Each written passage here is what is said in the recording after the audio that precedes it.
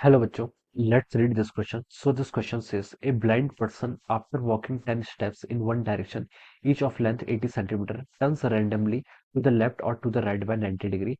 After walking a total of 40 steps, the maximum possible displacement of the person from his starting position could be. Okay, maximum possible displacement आपको यहाँ पर बतानी है. Alright, तो चलिए बच्चों अब हम इस क्वेश्चन को स्टार्ट करते हैं. तो देखिए बच्चों, इस क्वेश्चन का की कॉन्सेप्ट आप क्या लिख सकते हैं.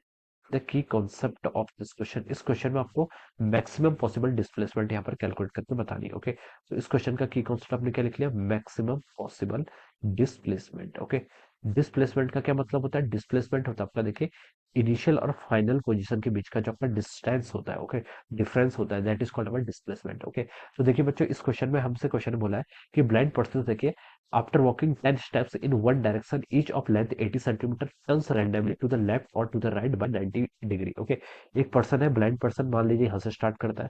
ये कुछ आपका कुछ मान लीजिए कुछ स्टेप्स यहाँ पर चल रहा है. कितना स्टेप चल रहा है, 10 स्टेप्स चल रहा है. ओके, एक पर्टिकुलर डायरेक्शन में, और ईच स्टेप की लेंथ कितनी देर की, 80 सेंटीमीटर. ओके, तो यानी कि आपका 800 सेंटीमीटर टोटल चल गया, 800 सेंटीमीटर या फिर 8 मीटर बोल दीजिए. ओके, 8 मीटर, देखिए इस जो आपका ब्लाइंड पर्सन है, जो अंधा इंसान है, वो यहाँ पर पहुंच गया. ओके, स्टार्टिंग उसने ओ से की थी, अब वो आपका ए पर पहुंच गया. ओके, अब क्या बोला उसने, देखिए, turns randomly to the left और to the right by 90 degree. अब फिर रैंडमली लेफ्ट को भी जा सकता है, राइट को भी जा सकता है. ओके, मैंने मान लिया कि चलो ये लेफ्ट को चला गया. ओके, लेफ्ट को चला गया, यहाँ पर चला गया. Okay, okay, okay, after walking a total 40 steps. Okay, तो देखिए बच्चों, 10 स्टेप्स इसने पहले ले लिए, अब 10 स्टेप्स इसने अगले इधर को ले लिए होंगे, तो टोटल डिस्टेंस कितने ट्रेवल कर लेगा, अब भी तो उसने 10 लिए होंगे. ओके, और जो 10 लेगा, देखिए एक स्टेप्स की लेंथ कितनी, 80 सेंटीमीटर, तो 10 स्टेप्स की 800 सेंटीमीटर, यानी कि 8 मीटर के इक्वल हो जाएगी. ओके, तो ये आपका आपका ब्लाइंड पर्सन यहाँ पर आ गया. अब इसके पास दो चॉइस है. देखिए, हर 10 स्टेप चलने के बाद ये सोचता है कि लेफ्ट जाना है, राइट. ओके, तो देखिए, अब ये लेफ्ट भी जा सकता है और राइट भी जा सकता है. लेफ्ट यानी कि इस डायरेक्शन को जा सकता है, राइट इस जाने को जा सकता है.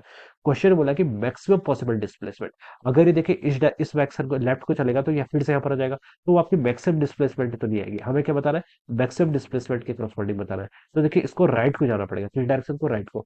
फिर ये फिर से देखिए, इसने 10 स्टेप्स चले होंगे, यानी कि फिर से उसने 8 मीटर देखिए ऐसे करी की होगी, कवर करी होगी. ओके, तो देखिए अभी तक कितने स्टेप्स चलिए, पहले के 10, फिर 10, फिर 10, टोटल 30 कर लिए. ओके, इसको टोटल कितना 40 स्टेप्स करना है. तो देखिए, अब इसके पास क्या चॉइस है, अब ये लेफ्ट भी जा सकता है, राइट भी जा सकता है, यानी कि इसका लेफ्ट ये हुआ, इसका राइट ही हुआ. अगर ये देखिए इसका राइट चला जाएगा, तो यहाँ पर पहुंच जाएगा. ओके, तो इस केस में इसकी डिस्प्लेसमेंट देखिए कितनी हो जाएगी, 8 प्लस 8 कितनी, 16 मीटर. ओके, एक चॉइस इसके पास इधर जाएगा, तो देखिए ऊपर को जाएगा, तो इसका डिस्प्लेसमेंट देखिए क्या होगा आपका, और ज्यादा हो जाएगा. क्यों, क्योंकि देखिए 16 आपकी ये वाली डिस्टेंस तो ऐड होगी ही, प्लस आपकी वाई एक्सिस के अलॉन्ग भी आपकी डिस्प्लेसमेंट होगी. ओके, तो इसके पास कौन सी चॉइस अच्छी है, मैक्सिमम डिस्प्लेसमेंट करने के लिए देखिए इसको ऊपर डायरेक्शन में जाना पड़ेगा, किसमें, अप डायरेक्शन. ओके, तो ये आपका यहाँ पर पहुंच जाएगा. ओके, तो आप बोल सकते हैं कि this will be the final. Okay, पहले ओ से ए गया, फिर बी गया, फिर सी गया, और फिर सी से आपका डी चला गया. ओके, तो फाइनली आपका जो ब्लाइंड पर्सन है वो यहाँ चला जाएगा, और ये डिस्टेंस भी किसके इक्वल होगी, 8 मीटर के इक्वल होगी. ओके, तो फाइनली वो आपका यहाँ पर पहुंच गया. ओके, अब देखिए बच्चों, हमें यही डिस्टेंस क्या करनी है. हमसे क्वेश्चन ने पूछा कि find the maximum possible displacement, maximum possible displacement कितनी होगी ये बताना है. अब देखिए बच्चों, ये 8 मीटर की साइड है, ये भी 8 मीटर की साइड है, तो जो रिजल्टेंट होगा वो कितना होता है, 8√2 हो जाएगा. ओके, तो बता सकते हैं ये कितना हो जाएगा आपका, 8√2 के इक्वल हो जाएगा. सिमिलरली देखिए, बी से लेकर सी तक ये भी 8 मीटर है, सी से लेकर डी तक ये भी 8 मीटर है, तो ये जो मैक्सिमम पॉसिबल डिस्टेंस हाइपोटेनस होगी, ये कितनी होगी आपकी, 8√2 के इक्वल हो जाएगी.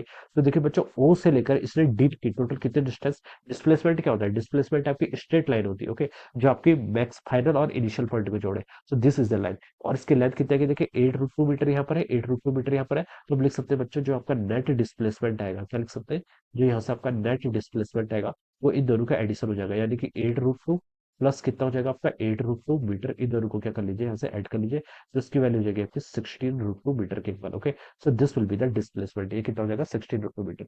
तो देखिए बच्चों, इसको अगर हम मैच करें, तो आपका किससे मैच कर रहा है, it is matching with the option 4. किससे मैच कर रहा है आपका, ऑप्शन 4 से. So we can say that option 4 will be the correct answer of this question. Option 4 क्या होगा, इस क्वेश्चन का करस्पॉन्डिंग आपका correct answer. So I hope you all understood this concept. All the best and thank you.